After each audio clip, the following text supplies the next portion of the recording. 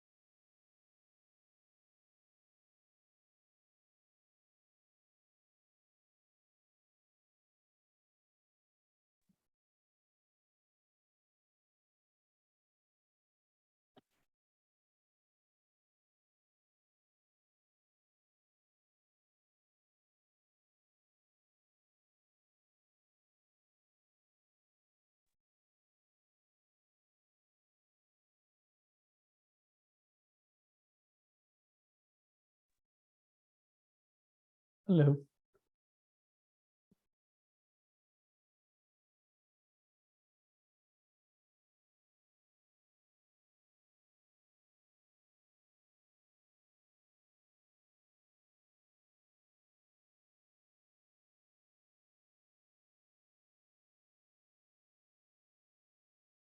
Can anyone hear me? Okay. Or to make sure my audio system is fine. Yeah. Okay, Yes. cool. Thank you. So it looks like John is out today. Are we waiting on? We're waiting probably on Talent or Stephen Wong.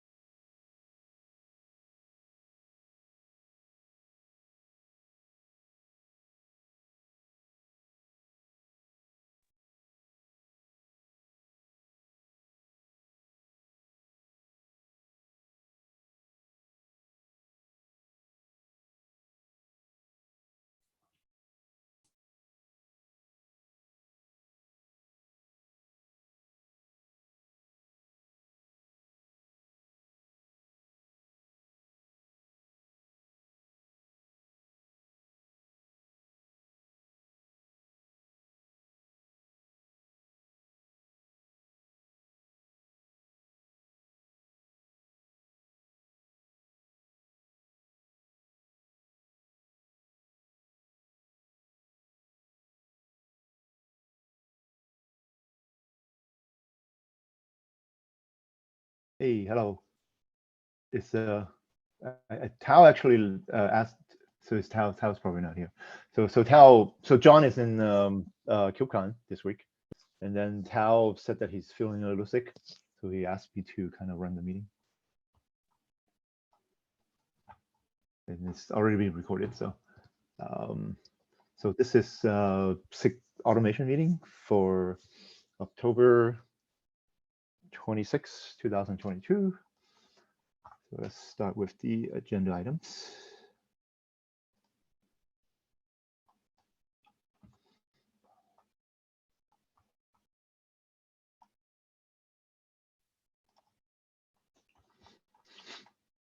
Stephen, before we start with the agenda, may I have a technical question? I just found out. Can you hear me, by the way? Can you hear me fine? Yeah, go ahead. Okay, so I just found out that the Dev Summit capacity is full.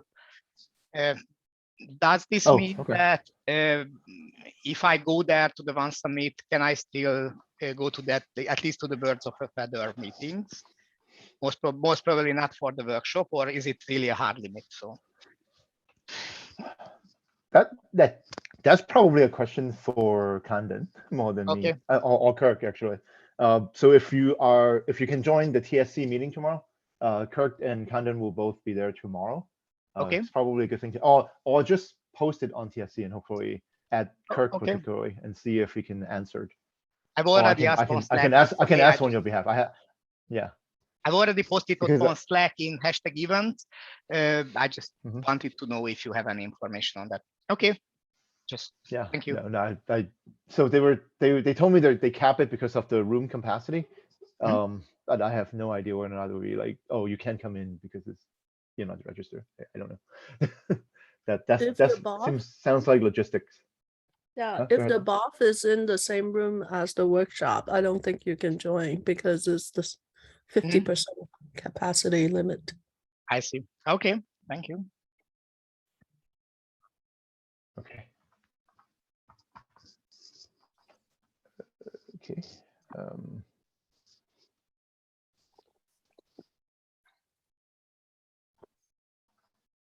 I guess other than interesting, I only see share screen, so there's no way to share just a window. If you want, I can share the agenda. Okay, go ahead.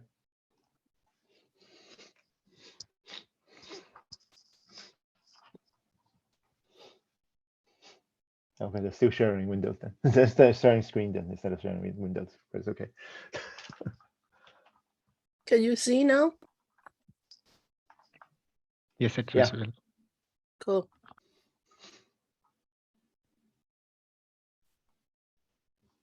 Okay, so before we get started, obviously we just talked about the workshop.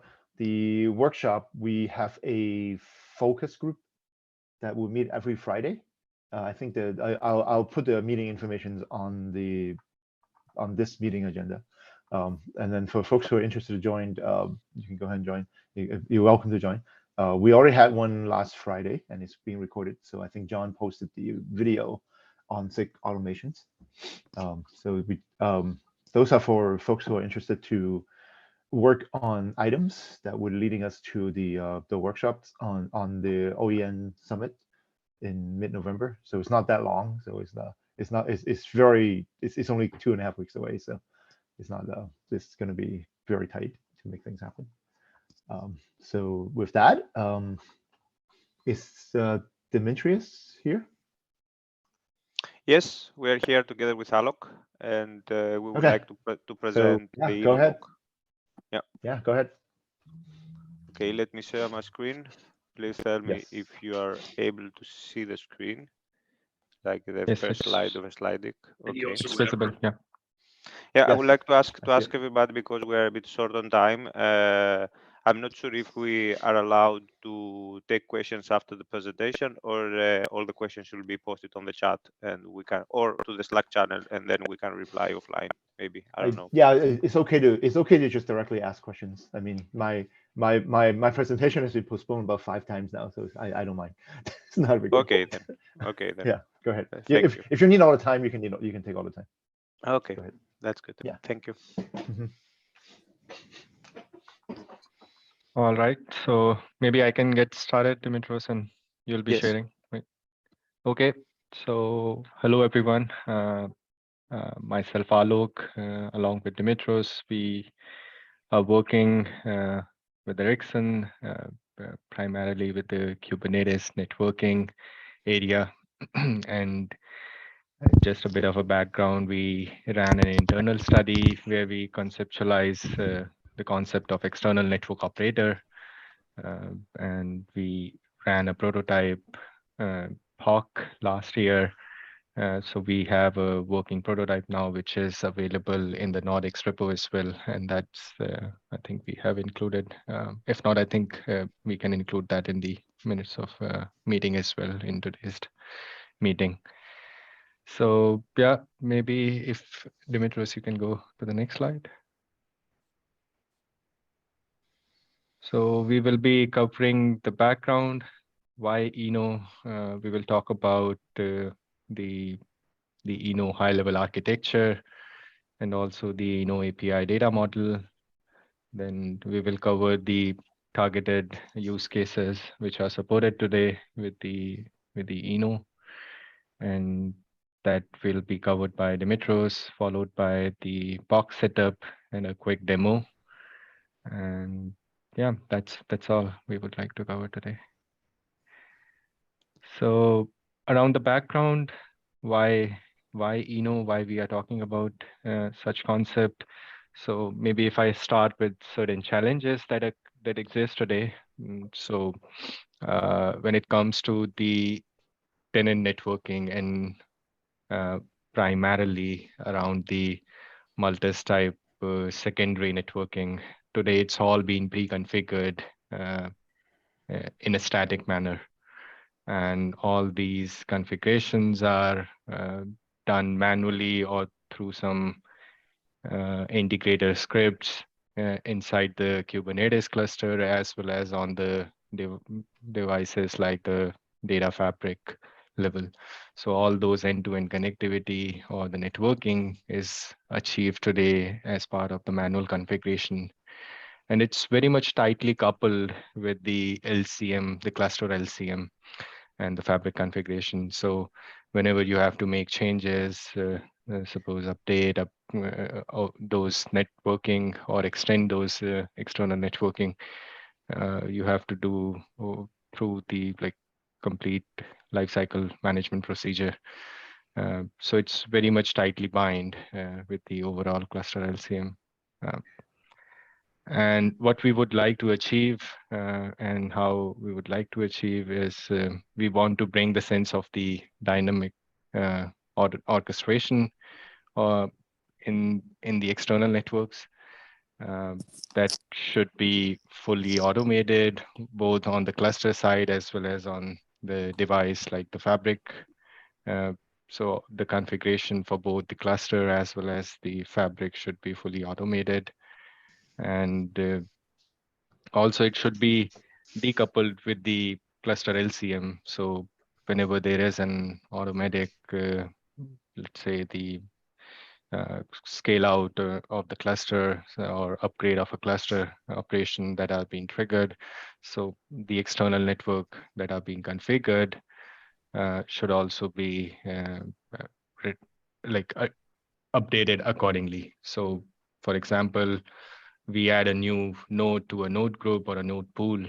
So that pool or a group of nodes has a certain network capabilities and characteristics that should automatically be configured on the newly added node. So yeah, so that's the wanted position or the objective that we targeted to solve through the Eno or the external network operator approach. Next slide, please. So what is Eno? So it's an operator, as the name says, it's a Kubernetes operator running inside the cluster to automate the external networks.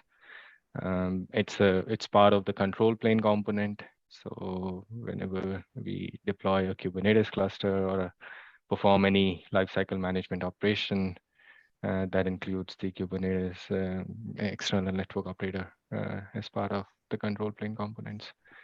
And it automates both the Kubernetes cluster configuration as well as the fabric configuration. So, and that is being done via the custom resources, which we will cover during the box setup.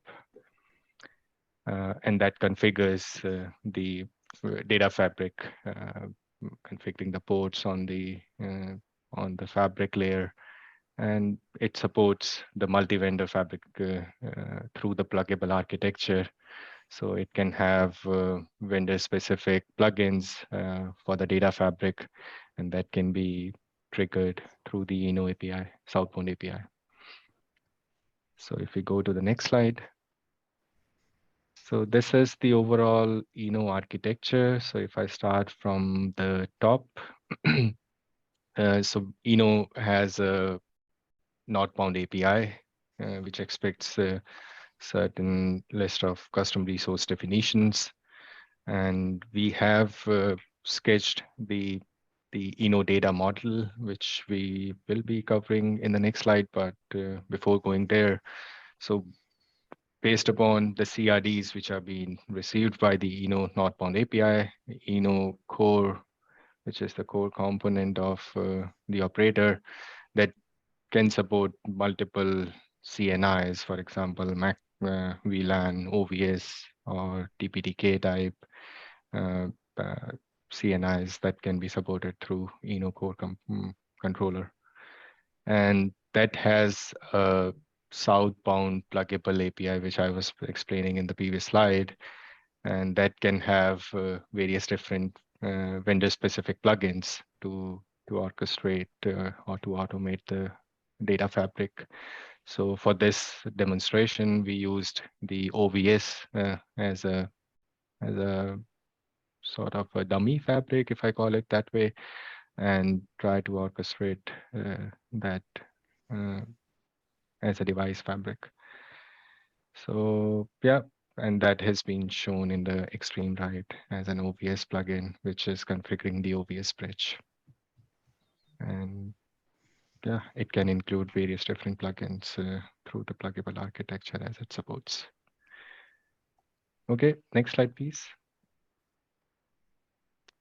So now let's focus a bit more on the API data model, so which is the northbound API. So these different boxes is nothing but the custom resource definitions.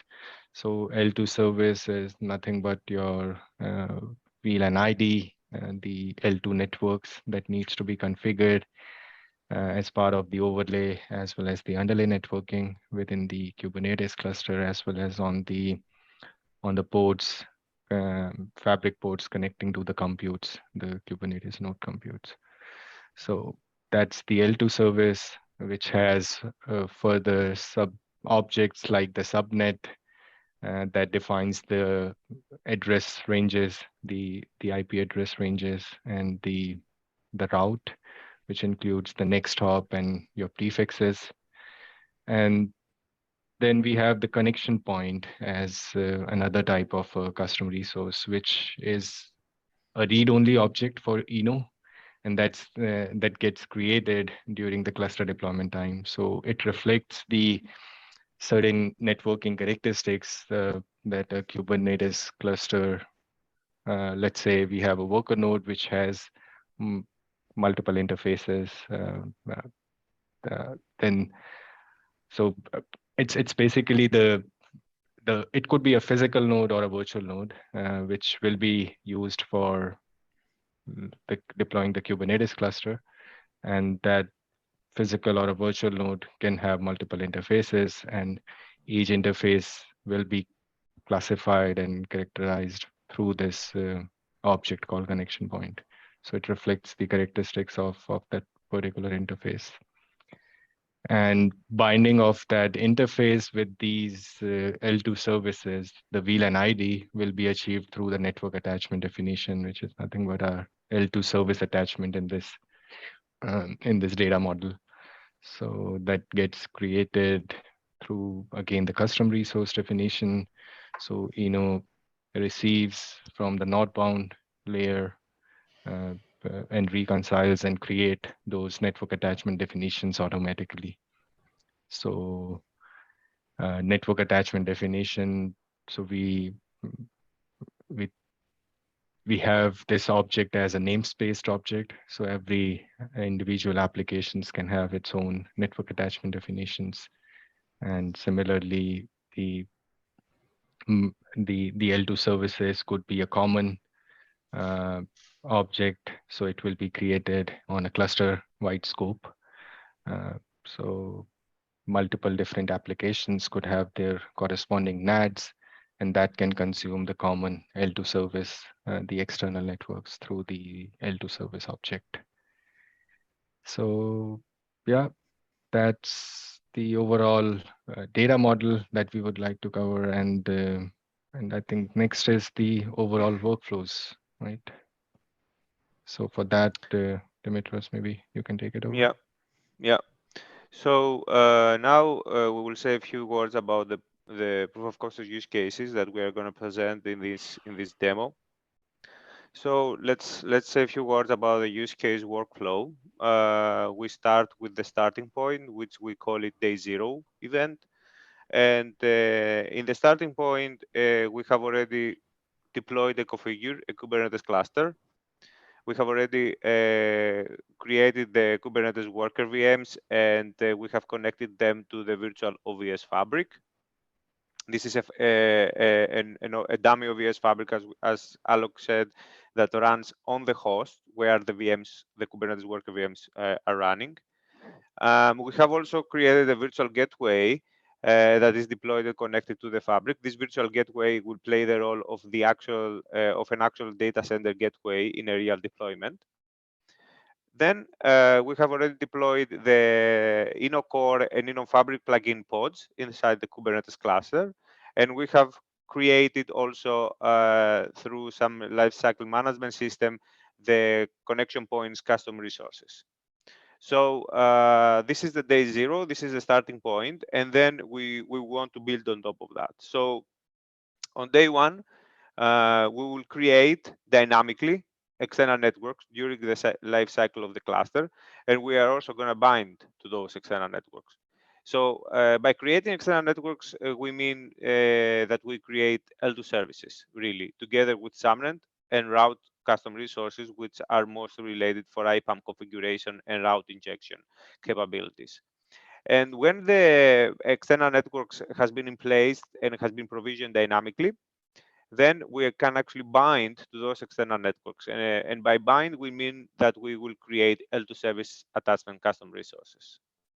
So when the day 1 is finished and the external networks has been provisioned, now it's time to actually consume those external networks in day 2. And by consuming, we mean that we are going to spin up pod objects in order to have access to those external networks. And when the whole setup is ready, then we are going to demonstrate some traffic. And by that, we mean that we are going to run traffic between a pod and the gateway in the same external network. And we should see that because the pod and the gateway sub-interface belongs to the same external networks, the traffic should flow successfully, and we should not experience any drop packages. And then we are going to run traffic between the pod and the gateway in different external networks, and the traffic should not flow successfully. The packet should be dropped, and that is normal because the pod and the gateway belongs to different external networks, and that means that we have proper separation of the different networks in the VLAN level. So let's take a look of the POC setup. So here we can see our setup on the here with the red cycle and the blue cycle. We have our two nodes in our cluster.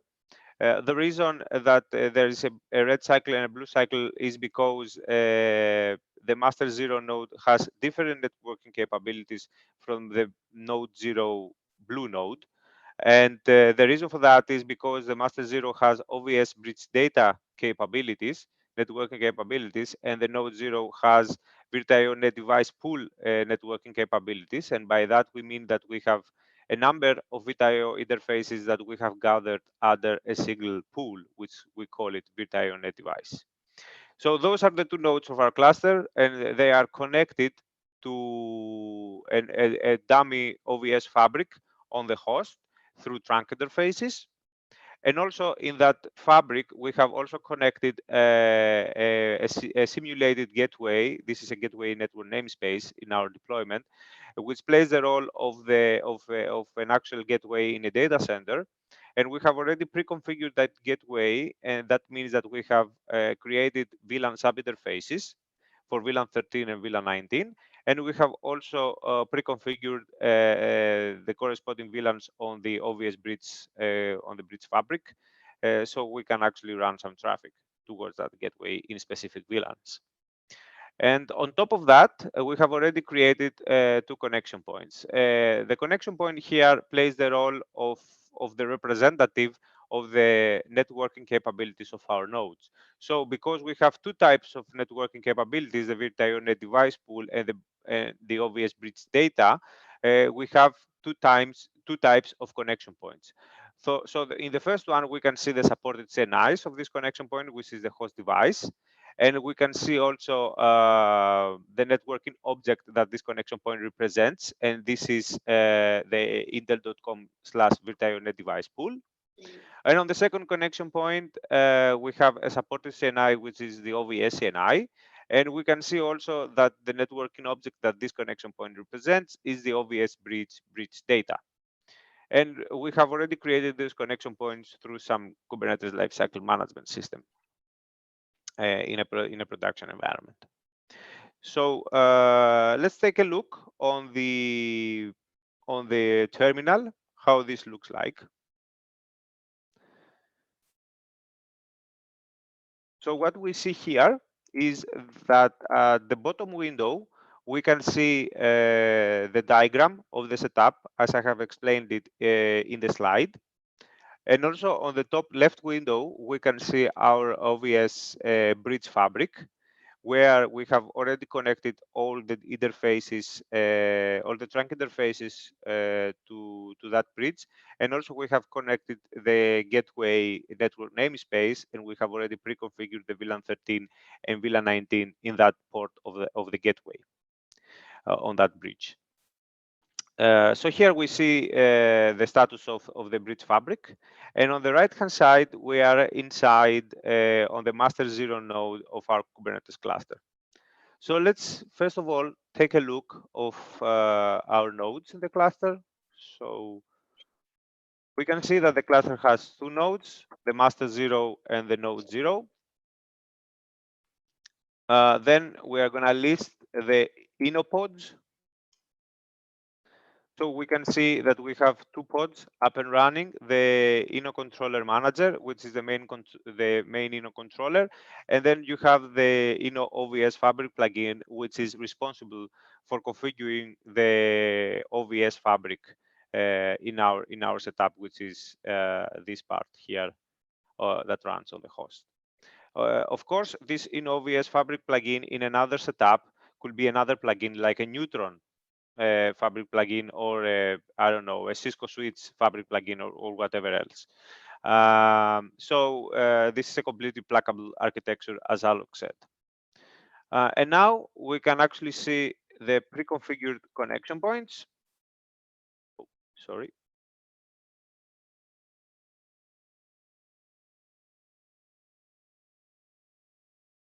So we can see here that the 2 connection point has already been created.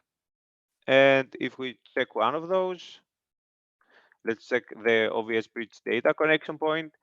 We can see here that we have the name. We have the description, which says here that this connection point represents the bridge data OVS bridge that we have in our master 0 VM node of Kubernetes cluster. And we can see the supported CNI is the OVS CNI, and we can see also that is type kernel, and the bridge name is the bridge data on this master 0 host. So the day 0 has been completed. We have already deployed the cluster successfully. And if we go back to the slides, we will move to day 1. And by day 1, we will create external networks dynamically. And what we mean by that, we are going to create 10 external networks. That means 10 L2 services from VLAN 10 to VLAN 20. And also, in order to have IPAM capabilities to those external networks, IP address capabilities, we're going to create 10 subnets also with the corresponding IPs ranges. And also, we are going to create 10 routes in order to be able to inject routes for those external networks. So let's move on and do that to our setup. So first of all, we are going to create our external networks by creating the L2 services. So the external networks has been created, and if we take a look in one of those, we should be able to see the status, which is that the external network has been created and the face is ready. And also in the spec, we can see the segmentation ID. This corresponds to the VLAN that this external network configures, and this is the VLAN 13. And also in the subnet section, we can see the subnet where we have like IP address configuration for this external network. Now we are going to create also the subnets.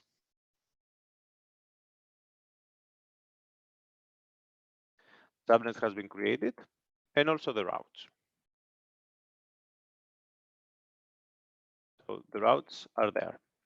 So now we have created dynamically our external networks, and it's time to bind to them. So let's go back to the slides.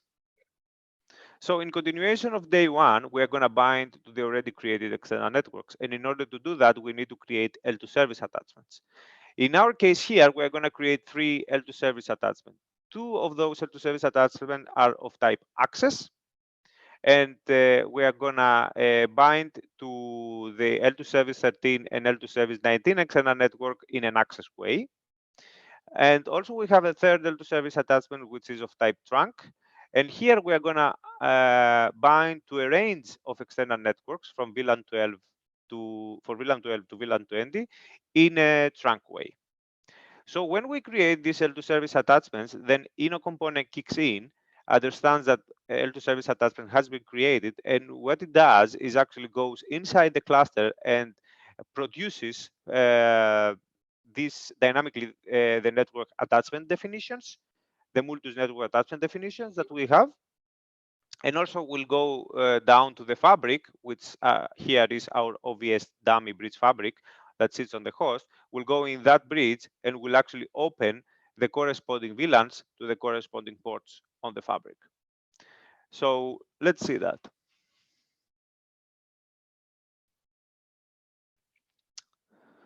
So let's create the first L2 service attachment, which is the access L2 service attachment for VLAN 13.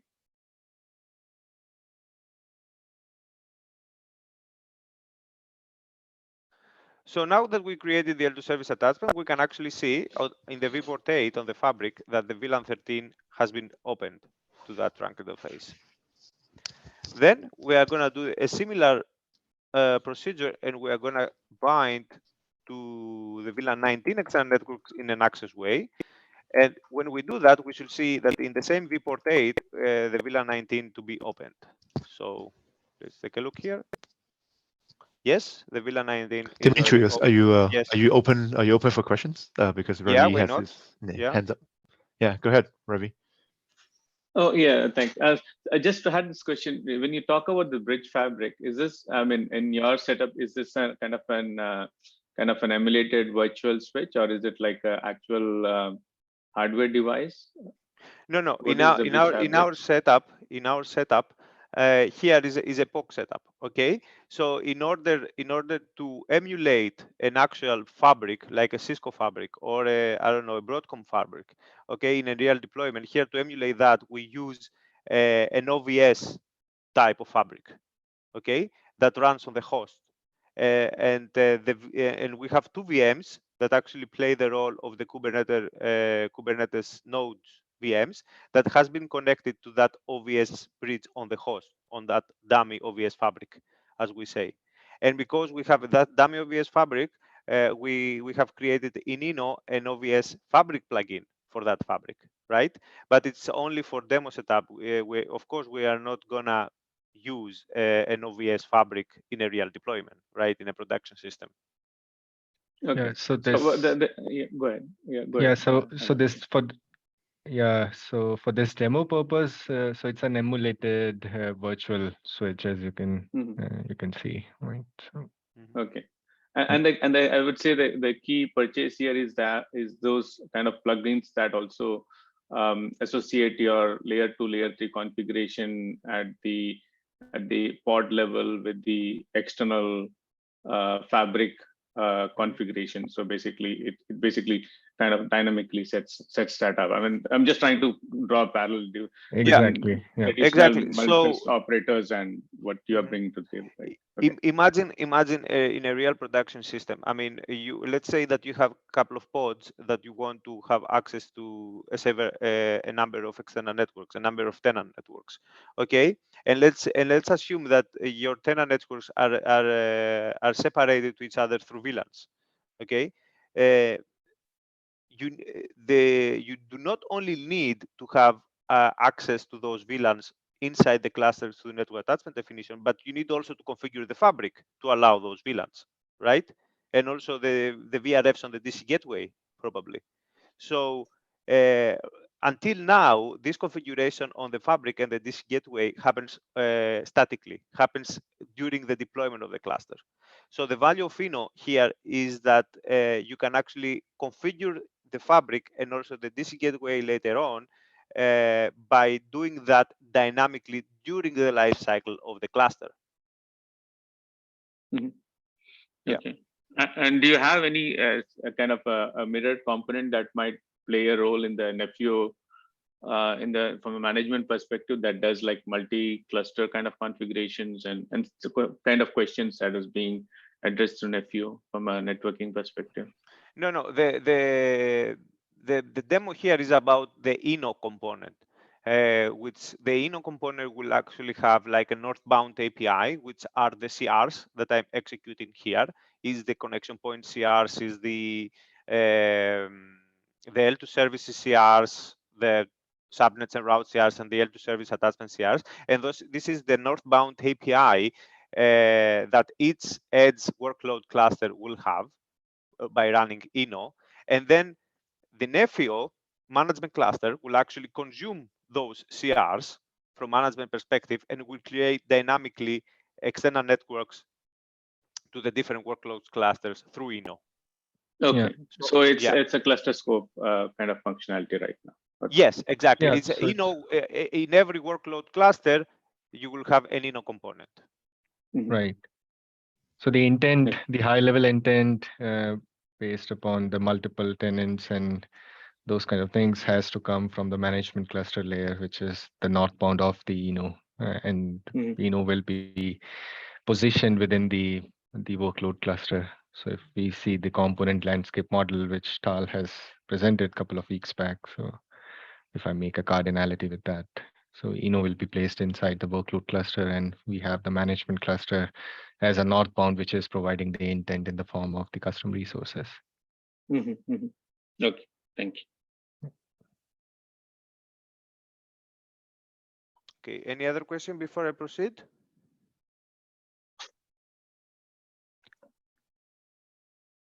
Okay, I will just continue and we will take questions later then. Okay, so we have created the two L2 service attachments access type L2 service attachments, and we can see that the corresponding ports, the corresponding VLAN has been configured in the corresponding ports on the fabric. And now we are going to create a trunk type L2 service attachments, and that means that we will see a number of VLANs to be configured on the fabric, because it's a trunk type and not an access type. So we create the trunk type L2 service attachment, and we should see on the left-hand side that a number of VLANs automatically are opened to our fabric. So then the range will be from 12 VLAN to 20. Okay, that is done. And if we list the L2 service attachments, we will see that our namespace scope, and in the namespace test, we have created the 3 L2 service attachments. And if we check 2 of those, let's first check the access type L2 service attachment.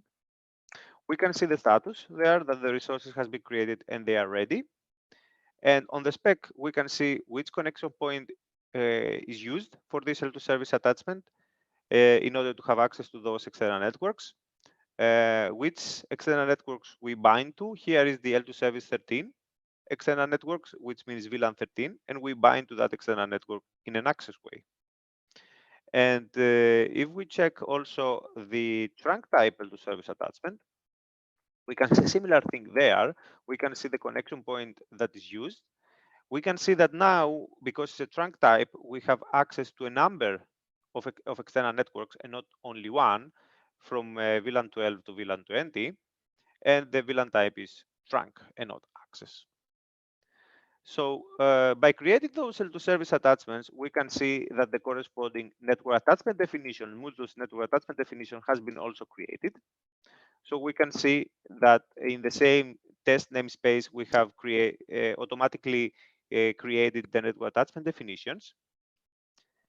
And if we check one network attachment definition, we can see there the configuration that has been produced by Inno, and this is the obvious CNI that we are going to use, the VLAN 13 that we are going to bind to, the bridge that is used, the bridge data, and also the IPAM and route configuration. And all of this has been automatically provisioned by Inno when we create the L2 service attachments. The Inno produces the network attachment definition and also configures the fabric. So by that, the day one is finished. May I ask one question? I Yes, just of raised my course. hand. Do you create the VLAN based on the layer 2 attachment definition, or really on the port of the switch on which the pot is attached? Meaning, there is two approaches here. One is you basically create a VLAN and it's configured on all the ports of the switches, or do you really configure the binding or the VLAN on the specific port on which the workload is going to be instantiated? Yeah, that's a good question. So let me show you this setup. Okay.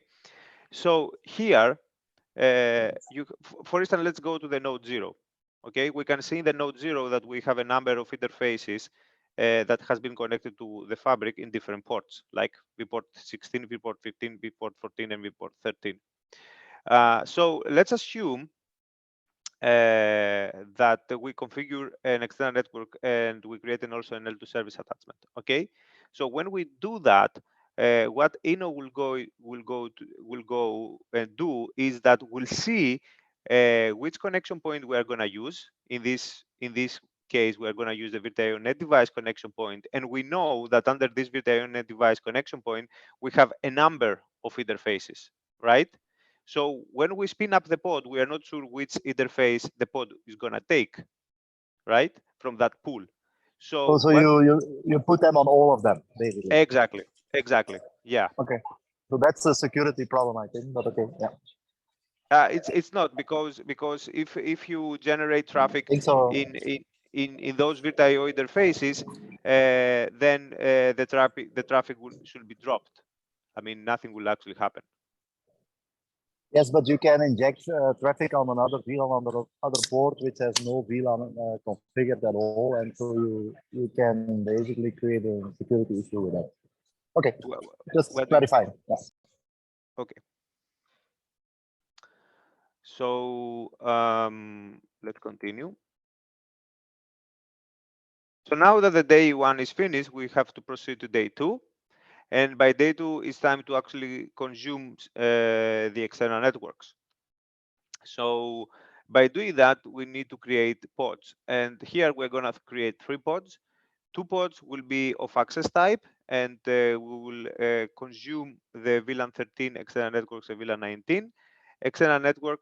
And the third pod is of type trunk, and will take a trunk interface to that, and that means that we'll have access to a range of external networks from VLAN 12 to VLAN 20. So let's go ahead and create those pods.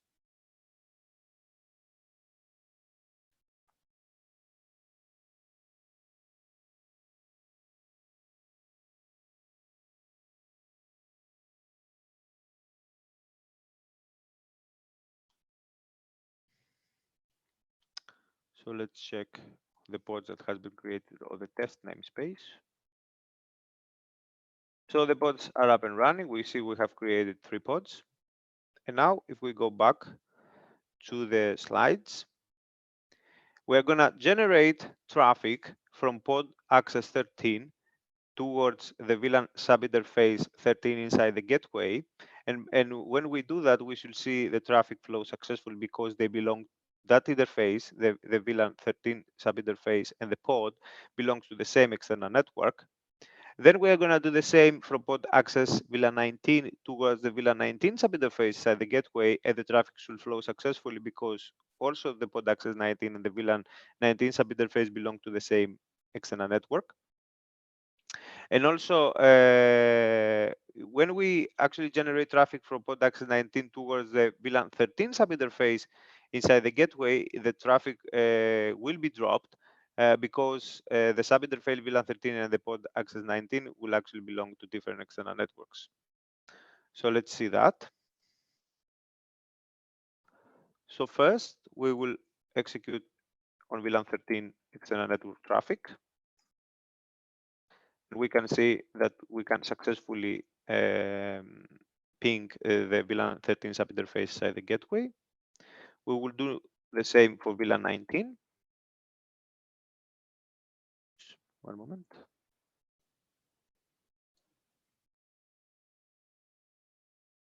We can see that again, we can successfully ping the VLAN 19 subinterface side the gateway. And if we ping now from VLAN 19 pod towards the VLAN 13 subinterface inside the gateway, the traffic is not flowing, and that is good because with this we actually demonstrate that we have proper network separation between the different VLANs. Yes, and by that the demo is finished, and we have also some references to the slides regarding the multi-CNI and the Ino GitHub repo if you want to actually take a look at those. Any questions? The floor is open. Yeah, there were a couple of comments in the chat, which I think I answered. I think the last one, which Alexis, you asked about maintaining some sort of a catalog for the supported plugins. We haven't thought of having a catalog so far, but I think that's a good observation, and maybe we will require down the line once we have like multiple supported vendor plugins and how we can support that with the corresponding, like you said, NOS version. And so, yeah, I think that's a good observation. If I may, along these lines, is it required for Eno to do the DC fabric provisioning, or can we just let Eno assume that the fabric is configured, and so Eno just takes care of the Kubernetes portion? Yeah, so we can do that. Yeah, go ahead, Alec. Sorry. Yeah, it depends upon the demarcation point, and if let's say the fabric orchestration is something which is like the operator is keeping the configuration by themselves, maintaining it by themselves, so we can rely upon the external mechanisms for orchestrating that fabric, and we just do the overlay parts inside the Kubernetes cluster. And how is that a knob in the CR? Is how am I a telling configuration. Eno? It's a configuration option. So you have there a switch for if we allow Eno to configure the fabric or not, and if that is in false, let's say, then Eno will only take care of the inner cluster configuration. And that means, and even in that case, when Eno only works inside the cluster and not on the fabric, we still have some value because you still have a common northbound API, which is the Eno API, and underneath Eno, you can actually have multiple plugins for the inner cluster configuration. So for now we have just showcases the Multus network attachment definitions, right? Which is one plugin, but another one could be the Danum network attachment definitions that you have there. It could be an NSM network service mesh plugin for supporting NSM type of networks. So, and you can actually do that through a common API, which is the Inno API. And at no point in time I'm questioning the value. I'm asking whether or not the DMARC can be in the cluster or within the network fabric of the DC because of the investment already made in DC network fabric automation and orchestration. So Right. that's the only, I mean, this is where the question was coming from. Yes. Yeah. Yeah. And okay. Yeah, you're right. To clarify, and I'll stop here. That will be my last question. That knob that you turn on and off to have the fabric configured, is it at the per operator deployment, or is it on a per CR basis or per L2 network basis? It's per Inno deployment, per Okay, so per operator deployment. Yeah. Okay, understood. Thanks.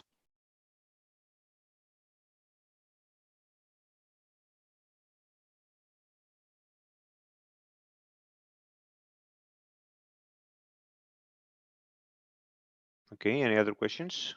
I see Wim. So has yeah, raised just hand. had one question. Like, so when you say fabric, right? I mean, are you only talking about the first hop switch, or is it the entire fabric that you can? I mean, is it because you have a gateway component and or what is I mean, the scope of the fabric when you say a fabric?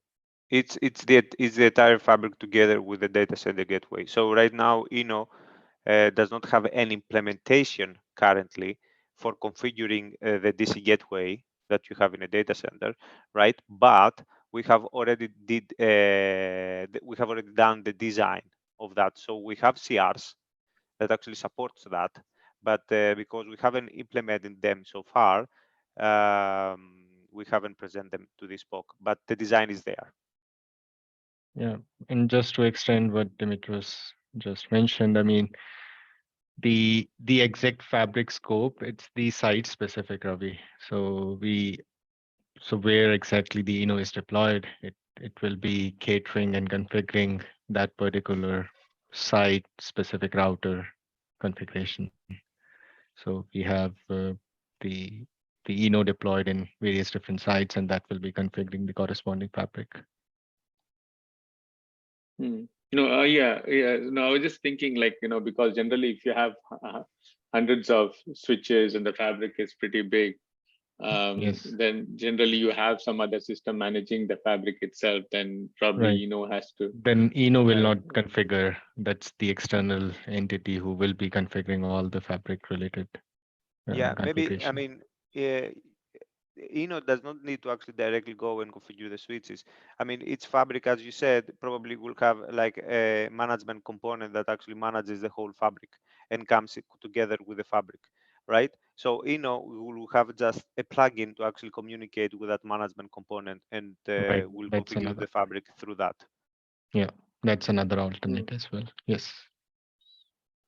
Yeah, exactly. I don't know. That seems to be how people might be deploying it in production, but right. Yeah, okay. I was thinking that this is like some kind of an SDN controller that is there to configure the whole thing, and so on.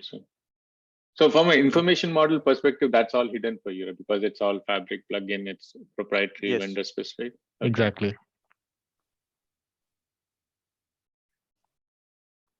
If people want, Jimmy, I can present, maybe in the next meeting, I don't know whether it's the right time, a much simpler approach to solve this problem, which is actually configuring the pieces at the right place where the POP is attached to the, and it doesn't even require a CRD, but it uses the network attachment definition that are provisioned by someone, but so it's just a very pluggable thing, which is also extendable to a multi-vendor. So, but it's a very small component that you have to install in the cluster, and that does the whole thing.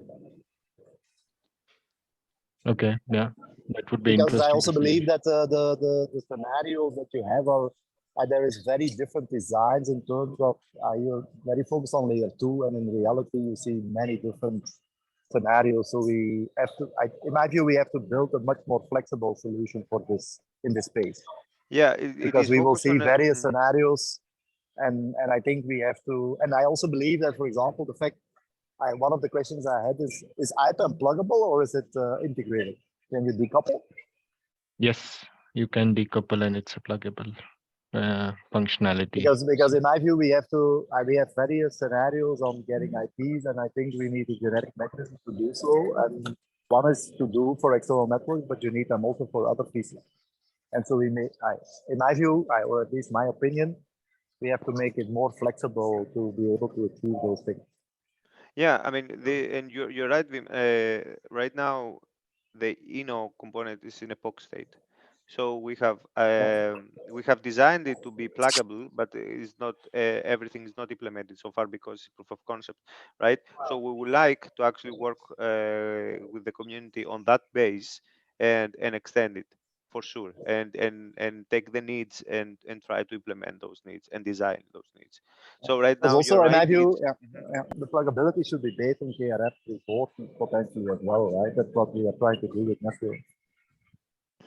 Sorry, I didn't get that. Yeah, That the extensibility should be based on KRM resources rather than an internal system, because we end up with various components. We want to, or at least that's my view, we should use KRM as a way to convey that information and build a pluggable system like that.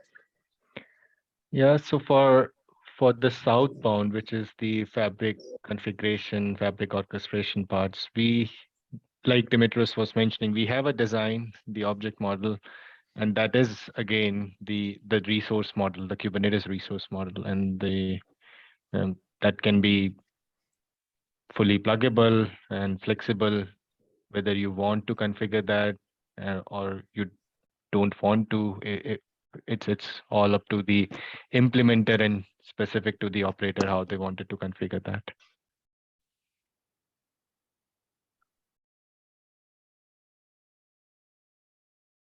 So I just had another question. So in a single site, if you have multiple clusters, so you'll have multiple functions, and Yes. then you're configuring this virtual network. So do they have to kind of, or it's some administrator that plans the virtual networks that goes on the fabric? I mean, would there be any conflicts of that kind? I mean, when you have like multiple clusters in the same fabric, Mm-hmm. right? You need to do some network design. I mean, Okay, that's what. Yeah. Yeah. Okay.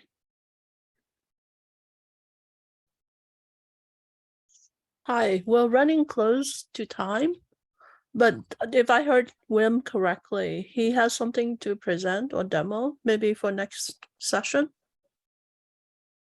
Yeah, so for Vim, I encourage you to write it on the agenda so we can put that onto the next meeting. Yeah. What I'm focused on right now is getting the IPAM into the demo. Oh, okay, that would be even better. Yeah. So I have a really an object model which I think on Friday will be bad for me because I think I'm on the plane because I'm in KubeCon, but I will share the design that I have put together on the information model, but you'll see that this is a building block in the rest of the system. So the idea is to make it reusable and then pluggable, and then we can use it for external network or internal capabilities and stuff like that. So that would be because I'm focused more on the demo right now, and then if time permits, I can present how to build this, let's say, attachment to the network attachment and make it pluggable and stuff like that. But also dynamic in terms of configuring it only on the port where the switch resides or where the pod resides and not anywhere else. So, okay, but I'm focused initially on the IPAM side because I'm focused on the demo part, but I can present, if time permits, how you plug the external network into it. Yeah, thank you. And Sorry, for that, I'm in a very noisy let's do another. place. Yeah, that's okay. Yeah, for that, I'll do another plug. So if your folks are interested to participate in the workshop demo for OEN Summit, please join the meetings on Friday. There'll be a focus group, and then try to focus on getting something happen. And we're on time, so well, 1 minute. Stephen, do you have an invite for that, or is it like just? I'm adding it to the. Yeah, I'm adding it to the. So Ravi, I just posted in the chat. Sorry. Okay. We don't have an invite, Ravi. It's a convention. It's a 9 9 a.m. PST. Okay. And the meeting link is it's on that chat, the Google Meet link, Got but it. there's no formal invitation. Yeah, got it. No, I just wanted to know the logistic. I was not there for the last week, so Yeah, thanks. it's 9 And 9 a.m. thanks, PST if you want to mark in your calendar. Yeah. It Yeah, might be a good okay. idea to post the same on the SIG Automation channel on Friday, maybe, Bonnie. Yeah, That way- we have done that like a couple of weeks ago. So yeah, we No, I'm should do saying that again. this Friday again. That Yeah. way, people who are Yeah, available. yeah. That's a good idea. We should, just before the meeting starts, we can put it. Yeah. Yeah, I'll do that. And we're on time. Thank you. And Great. thank you, Dimitri and Alok Thank you. for Thank you all. for the demo. Yeah, It was yeah. great. Thanks a Thank lot. you. Thanks, Dimitri. Thanks a Yeah, lot. Thank bye. you. Bye. Bye bye. Thank Bye-bye. you. Bye. Thank you very much.